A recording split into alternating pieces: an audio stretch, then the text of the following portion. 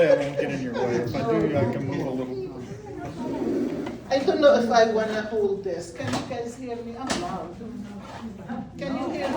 We can hear No, you. you're good. No. You don't hear me? Huh?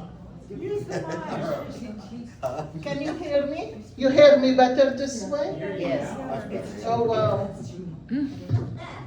Well, you want to go sit over there? I don't have to look at you. Go sit over there. Don't sit behind her. Go find a seat. We'll find a place to sit. Let's see. Oh, boy. Now, I talk a lot. I give a lot of talks, but mostly at the spiritual places, ashram, a spiritual group, or with the Trailblazers. I'm like, oh my gosh. I don't know how to start this. We're spiritual. There you go. See? I'm talking, like churches or the ashram or whatever. Anyway, before I start, I want to tell you, I am so happy to be in America. Hello? Yeah. I'm happy to be in the United States. And I think if I am not, my life would have been totally different. And I want you to give yourself the grace to really look at the miracles behind the stories. Because there are many miracles, many angels touched my life, and many angels touch all our life. And we all fight a war. We all fight a war. It happened that I fought the war in Lebanon and I fought my personal war. But we all have a personal war, and it is hard to fight. Sometimes we think, oh, we shove it to the back and it is okay. Well, it is not, but I'm gonna take you to the story. I think I was like 7 years old when the war started in Lebanon. And we could see on TV, we weren't in South Lebanon, we are more north of Tripoli. And our area was the Greek Orthodox people lived in my area. A little bit north, you have the Moronite and the Catholic. You go south a bit, you are in Tripoli. Not south, west, you are in Tripoli. So our area was pretty calm and peaceful because the Greek Orthodox never really tried to get into parties or fight. They stayed, to their own. But one day, the war started. It was between Christian, not Muslim, two Christian parties. And they were right around our house. We were little kids. I was probably about 10 years old. My mom and dad went to visit somebody in the village, and my older brother wasn't there. And I remember all of us going under the bed hiding. We were so scared, we were little kids. And it went on. We could see the guy next to the window and the fire going on. And it's scary when you are in a war, what you do. You have to adjust, right? You get numbed up. You get adjusted pretty fast. You start to learn how to numb your feelings and how to really get used to life, the way it's changing. You change with it. So when my parents came home, we packed, and in those days, not many people has cars. We were lucky. My dad put us in the car and we went to Syria. What? Syria. We drove to Syria. My mom, great-grandparents from Syria. And back home, everybody lived in one area. Like the Christian were in Mount, I don't know what it is called, Mount what? But they all lived together. And her ancestors were from that area. So we went there. And apparently it doesn't matter how many generations, you're still part of the family. So it was a nice experience. We were taken to somebody's home and we were treated really nice, and we spent a whole day between Syria and Lebanon at the, I don't know, to enter Syria. They took all our money. They took all our money. They wouldn't let us go, and then my dad said we have to give up and give them the money. So whatever we had, my parents gave to the people in there, and we drove to the place where my mom and sisters came from. So we were there. Then we rented this place. They have 2 rooms on top, and it was a room like probably, it's a small room. It's like as big as this, you know. And we were 5 kids, my parents, and 2 of my cousins, both of them, we all lived in that room. And the other room, there was somebody else from Amyun, which is a different village.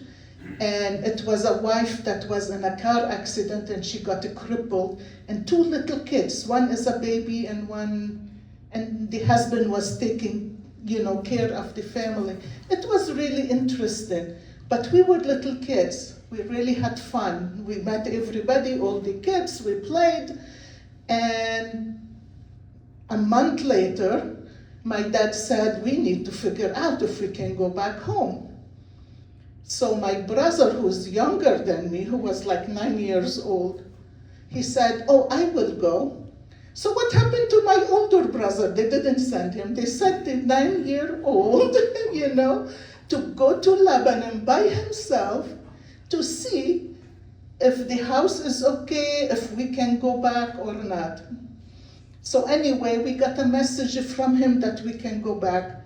So we went back. It was a nice experience. It was sad that we had to leave and run away, but the nice experience, we met a lot of family. We called them family because they all related to my mom. So we went back home and all our chickens were dead and we were so sad. And then all of a sudden, this chicken came down with so many little chicks and we were the happiest people ever, But I want to tell you, sometimes life starts to happen, it starts to change, and we go through some trials. And at that time, I didn't see what is going on. Now I look back and I say, wow, I had miracle happen. I was probably 11 years old, and this little boy in our village was so cute, and all the girls liked him. and I asked my mom, I said, Mom, how do babies come around? And she said, if you looked at a boy, you get pregnant. So I was so scared. Because my mom used to think I'm ugly. This daughter is so ugly. No man will ever want to marry her. She's going to live in my home forever, And so I went and stayed at my grandparents' home. They lived in between groves of olives and grapes. No kids, nobody. They're far away, so you can't even walk to them. And they had no TV, nothing. So guess what I had to do? I had to sit and be quiet. And it was very frustrating. But spending 2.5 months in there, guess what? I was meditating.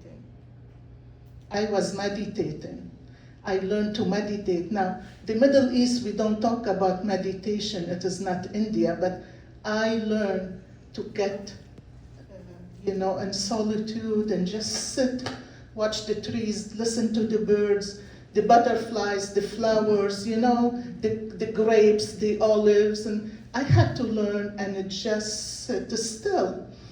And that was the best thing that I ever done, because life kind of start to roll on after.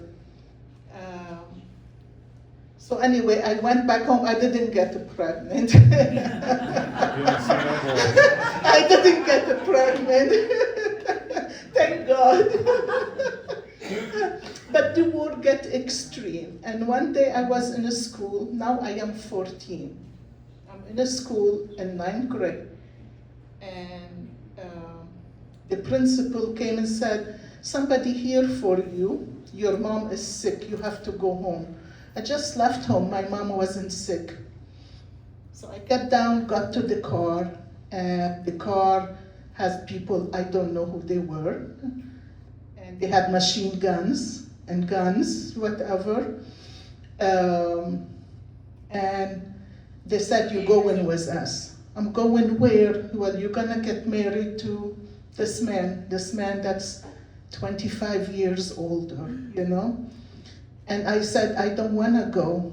And the lady that was with them, she was pregnant, and her husband from the Moronite area, and they're very aggressive people, you know, they kill very easily. So she said, if you don't go with us, we're going to kill your brother and your father. At that time, I was scared. You know, what if they really did? Because they did that. In the war, you can do so many things, right? So the only thing I could think of at that moment, oh, my mom gonna be happy. Somebody wanna marry me, you know? So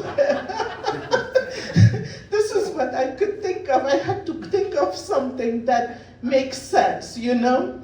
So here I got married and came to the islands, to the Caribbean islands, and I was locked in a house, beaten up, tortured, no food. I had a baby after a year later, a little bit more, and this man will come home in the middle of the night. I'll be asleep and I'll feel somebody pull me in my clothes and throw me on the floor and beat me up. And I don't know why, but I was little. The baby was a baby still. I was 16 by then. And I want to leave, but I didn't know how. The only thing, I was locked in the house. I didn't speak English. I had maids in the house, 2 maids, and a gardener, and a chauffeur. I didn't speak English, and I couldn't do nothing. I couldn't say nothing to them. The only thing I brought the Bible with me, a little Bible, the New Testament, and the only thing I could do is read the Bible. I think I read the Bible 1,000,000 times, you know? And that gave me hope that one day I'm gonna get out of here, you know? And then in a dream, I was told to fast, to pray and read. So I fasted on top of reading and prayed. And I was young, and at that time, you know, God appeared to you the way you think of God, you know. He could appear as a human being, as an angel to others. Somebody say one word, you know, to you that is nice, will keep you hoping for better life, you know. And before I left, my math teacher said something, and I think what kept me going is because that math teacher looked at me one day and put his finger like that, and he said, Najjar, which is my maiden name. Najjar, if anybody could do anything, because I was good in math, you know, if anybody could do anything, it is you. This is what he said, and whatever happened at that, you know, after I came to the islands, I always thought, you know, this is an angel appeared in my life. The meditation that I had to learn to sit and be quiet, I couldn't do it. If I came and I didn't learn that, how hard will that be, you know? And then for this man to say that to me, Najjar, you are a person who could do anything you want, that empowered me. And whatever was happening, I remembered his words, you know? And in a dream, I was told fast, read, and pray. So after 4 years, I fasted for 10 days. 10 days. And I was young, and I wasn't eating anyway, so it was okay, you know. It was easy, but fasted 10 days, and he came one day home, and I said, why don't you let me go? What did I do to you?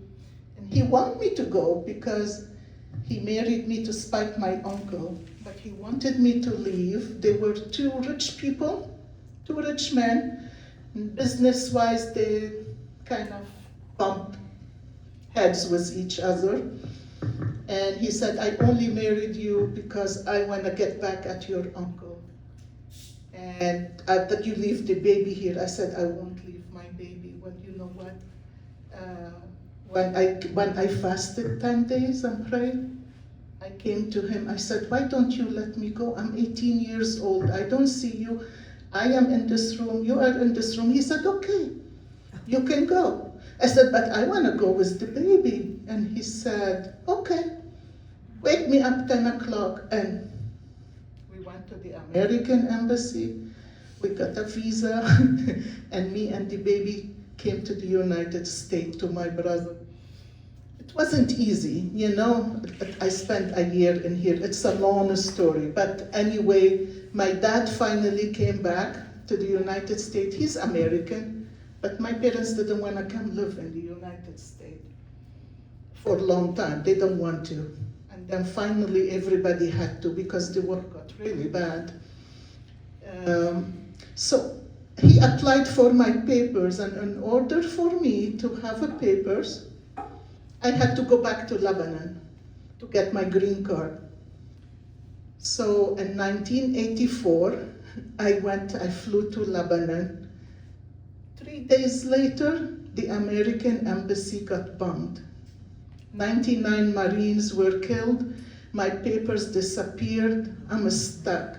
And my mom couldn't handle, nobody ever got divorced here. I'm divorced and I have a child. Well, in our country, you don't get divorced, you know? And so she couldn't handle it pretty well. And one time, like when you are divorced back home, you are a maid in the house. You're supposed to cook and clean and take care of your brothers and so. I was only 19, 20 years old, you know?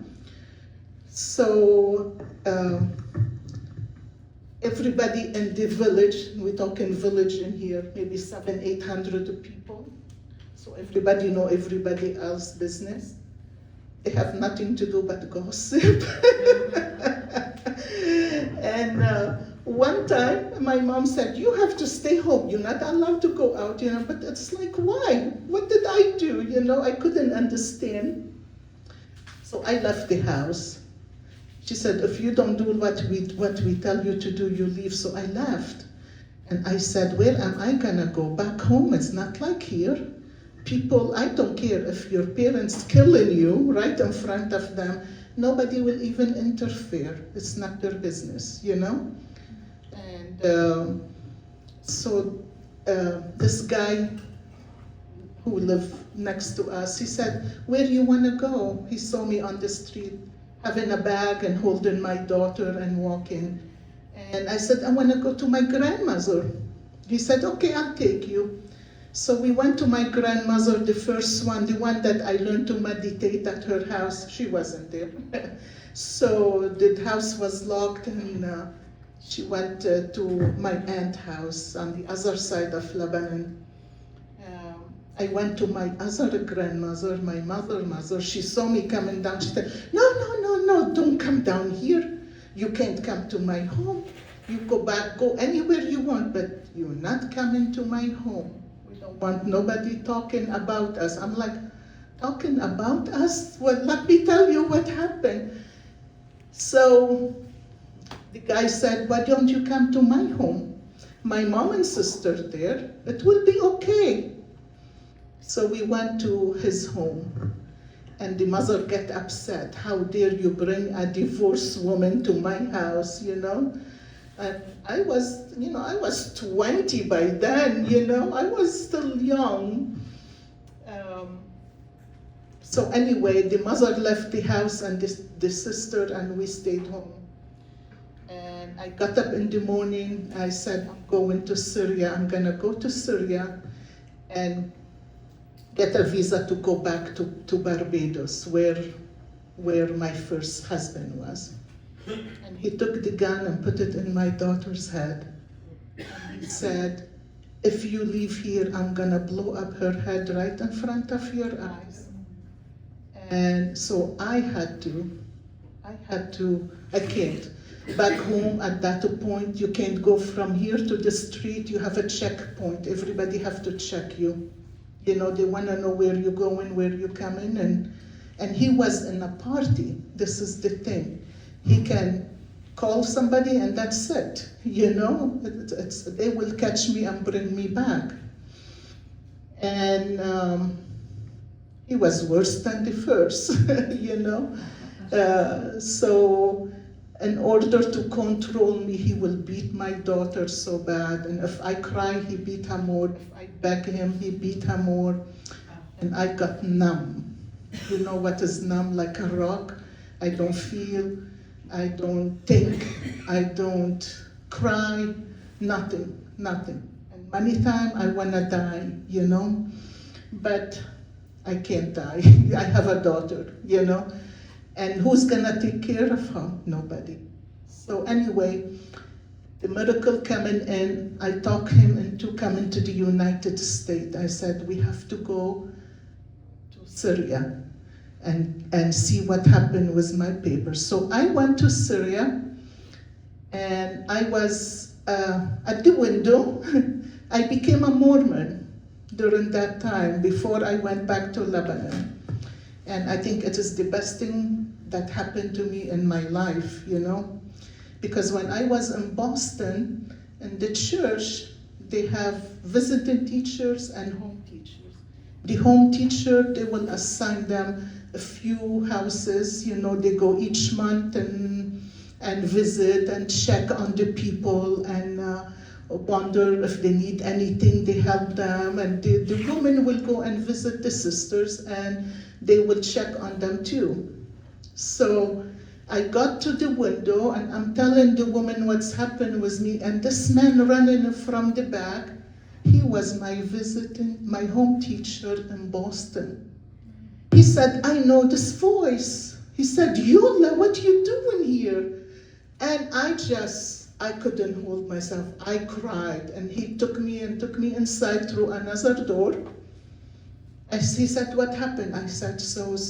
He said, okay, give me the papers you have. And look, what is the coincidence? I was in Boston, I came to Lebanon, and I was stuck. The embassy is bombed. I went to Syria 2 years later. This man is right there. From my voice, he ran to the window. He said, come through the other door.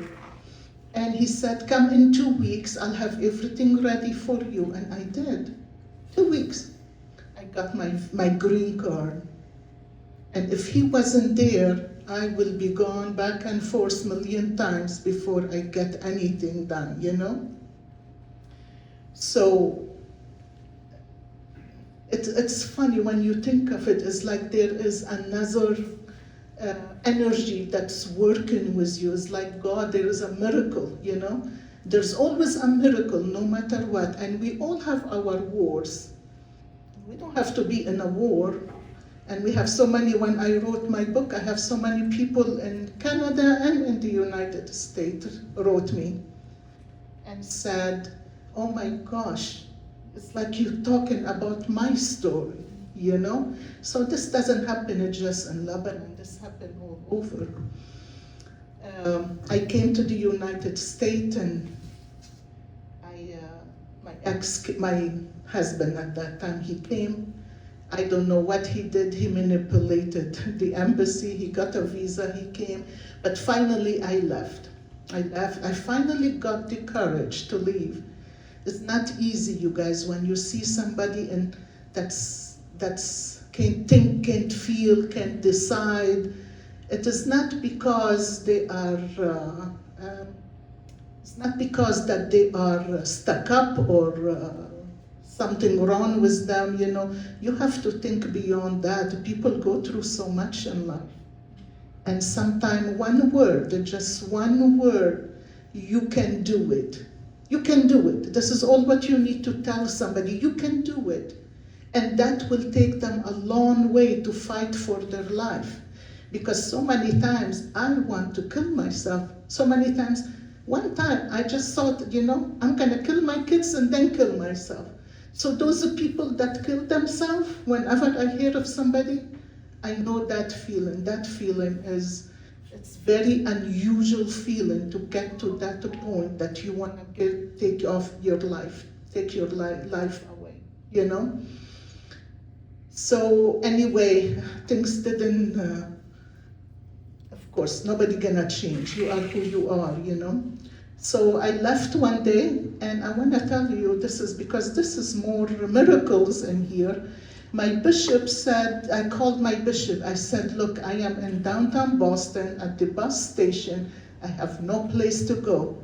I have 2 kids and pregnant. I just want to stay in somebody's house and a garage, just the garage, one night. So the next day I will find a shelter. And the bishop said, hold on, let me talk to my wife. And he came back, he said, where are you? I said, in this station. He said, okay, I'll be there in half an hour. So they picked us up, and I thought we're gonna be in the garage for tonight. And the wife said, no, you're not staying in the garage. They have finished basement. So she said, you go to the finished basement with Dina, and Jamie will be up with my daughter in my daughter's bedroom. And they took us in, and the first time ever in my life, I'm able to talk about what happened to me. I will not tell nobody nothing, because I used to think people gonna think I'm so bad. That's why all this stuff happening to me, you know? So after a month, every day, they ask me, they want to know what happened. And I told them the story from beginning to end. And one day, I never cried for so many years. I couldn't even feel, you know? And one day, I didn't cry, I wailed. I wailed. I couldn't even stop myself. I laid on the bed, and I cried so hard, but no tears will come. But I couldn't stop, I just wailed. And the kids sat on the stairs, they hugged each other, and they crying. And all of a sudden, I hear this woman coming down the stairs, and I said, oh no, she's gonna think I'm a bad woman, you know? And because I couldn't stop. The first time in my life I cried. And so I was expecting the worst. Why? Because I was broken. I was broken. I expected the worst from her. She opened the door and she said, why are you crying? And they said, Mommy is crying, you know? And she said, oh, honey, come on, we going to celebrate. And they looked at her, and I'm thinking, celebrate what, you know? And she said, we're gonna celebrate Mommy is healing. And I'll tell you, I just even sobbed more, because I felt at that moment I never was alone, never. Even with all the stuff that happened, I never was alone. But a little later, she said, what you wanna do with your life? And I'm thinking, I'm 2 months pregnant. I have 2 kids. I have no money. I can't work. What I'm gonna do? I said, I always wanna be a cardiologist. And she said, well, you can't be a cardiologist. I said, yeah, I know. A nurse, no, I don't want to get close to nobody. Well, at that point here, I'm broken. You know, I don't want to be a nurse. I don't want to touch people. I don't want to get close. And a hygienist, I said, okay, that's okay. I think I can deal with the mouse, you know. She said, you have to take your GED. I said, what is a GED? She said, high school. I said, oh no, I have no time for high school. I bought a high school diploma. She said, you bought a high school diploma? I said, yes, it is war. I bought a high school diploma, it is fake. She said, but how can you go to college on a fake diploma? I said, I don't care, I'm gonna try. And she said, okay, I'm gonna sign you up for the test. And if you pass, I won't say a word, but if you didn't pass, you have to take your GED. Okay, so I went, my English was bad. My English was so broken. I can't even think. I mean, if I write something, it take me an hour to figure a couple of phrases up, you know? Because I couldn't even comprehend. My brain was so dead, you know? So I said, God, please help me. And I took the test and I scored 86%. I'm like, wow, I didn't know what I was doing. And probably the only thing I did right was the math, you know? The rest, I had no clue what I was talking about. And, you know, so it wasn't me who took the test. It was, you know, it's like an angel was helping me pick the right answers. So, but anyway, I became a dental hygienist, and I was able to take care of my family, raise my kids, I own my house. I am fine now, I'm fine. But I want to tell you one story happened with the Syrians when I was still in Lebanon. So we don't have, the Syrians came and they cut the waters and they cut the electricity. So we had no water, no electricity. And then we let it come one day, a month, a week, and we have to fill as much water as we can. And then they came, they already put like something in the water, where the water come to the house, and they put a hole in it, so we don't get much. And one day this guy came and they changed it and they just put a pinhole. You know how long you're gonna put water? 4 hours, you're not gonna have enough. So my ex, we had machine guns in the house. We had RPG, Kalashnikovs, bombs. We had everything you can think of in that house. And he took his Kalashnikov and he said, get out of here right now. So they got into a fight and the Syrians left. And at that moment, the neighbor came and took my husband. He said, you can't stay here, they will kill you. And he took him. And here I am in the house by myself with my daughter. And she was maybe 5, 6, 7, I don't know at that time. And the Syrian army came, 3 trucks surrounded the house, and I have my windows open, and the guy who was fighting about the water with my ex was there, but he couldn't do nothing because I don't know what you will call him in English, the one in charge was at the window here. And he said, open the door.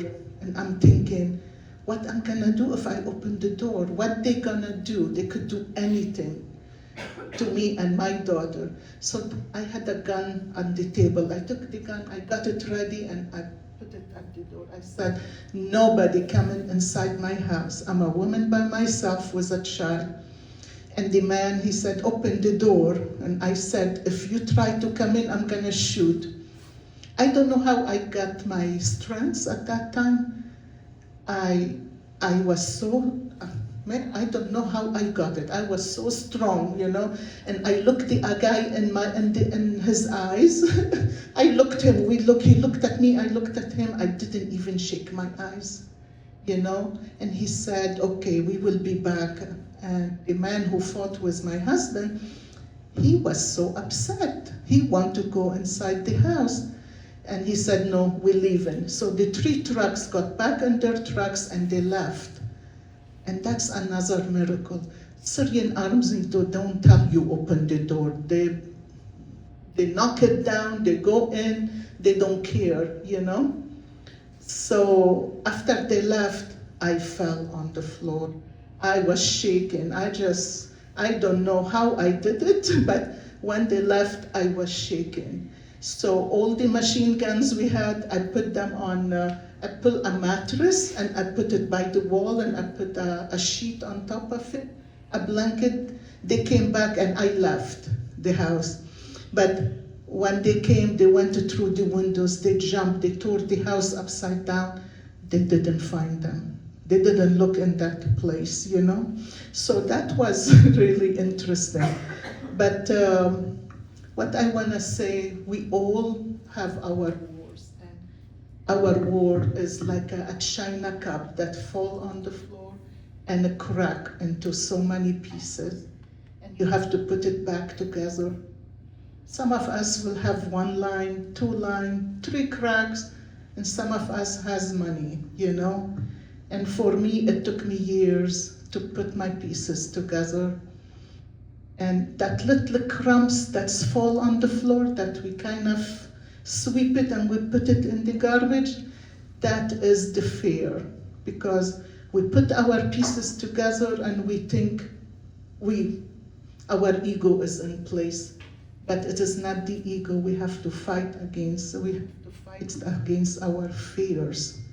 The fears that make us control the freaks, the fears that make us not trust in nobody, the fears that we have no courage, no faith, no trust, no, you know, all these we have to build up again. And I think now I am at a place, it took me a long time, like I said, I am at a place that I feel I am fine. I'm fine. I'm happy. I don't seek no happiness because I'm happy. I seek peace. My main thing is peace. If something doesn't give me peace, I leave. Because I need to have my peace, because the feeling of that, it's a higher energy. And when you get to anger, because anger is not good, but anger, believe me, it is the best thing you can do in your life, to get angry, because you honor in yourself, you're telling yourself you are worth something, and nobody should treat you this way, right? But you can't stay in the anger, because you stay in the anger, you're gonna attract the same scenario over and over. You have to overcome the fears, you know, and you have to overcome the anger.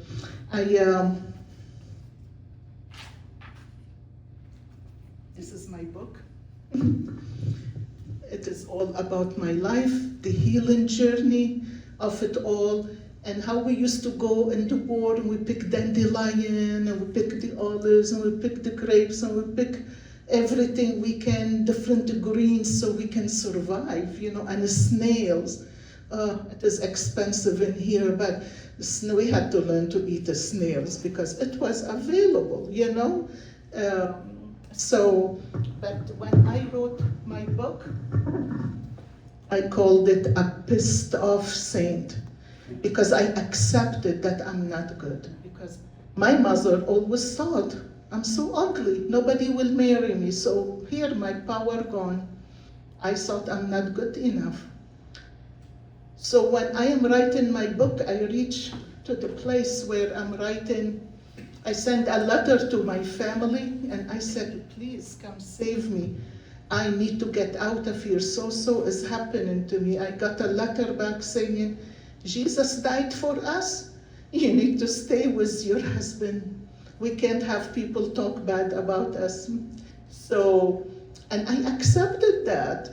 But when I'm writing my book, I got to that point and I said, give me a break. I feel like a pissed off saint. And then I scratched it. I said, no, I am writing the book with love, you know, because I went to that coaching program 3 years. And I realized, I thought, oh, I did it, and I'm gonna help so many women. And I realized I am not there to help nobody but me, because I need to help myself heal. And the coaching program I went through, it helped me deal with my own issue.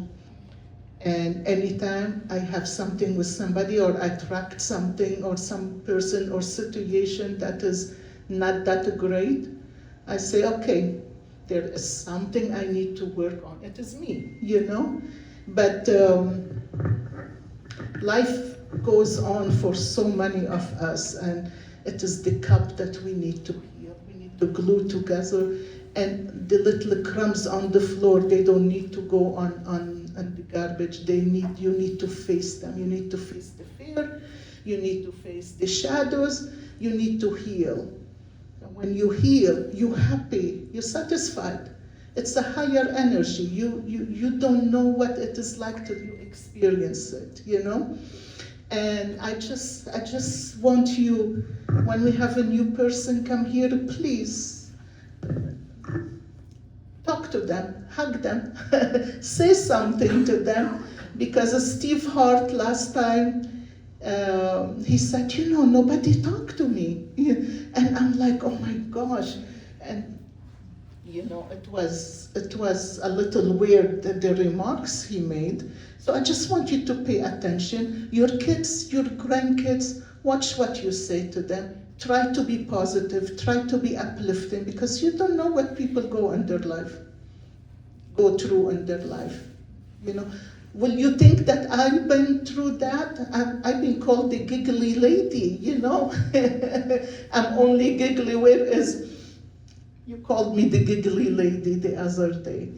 I'm only giggly because I finally found my peace. I'm happy with who I am and what I accomplished. And I'm only happy with what I accomplished because what people showed up in my life. Those are angels, and they can be angels in anybody's life, you know? And the miracles that you have to be grateful for, even when everything is going wrong, you know? So that's all what we ran way out. They left me to the end. My bedtime is 9 o'clock, so I have to go home.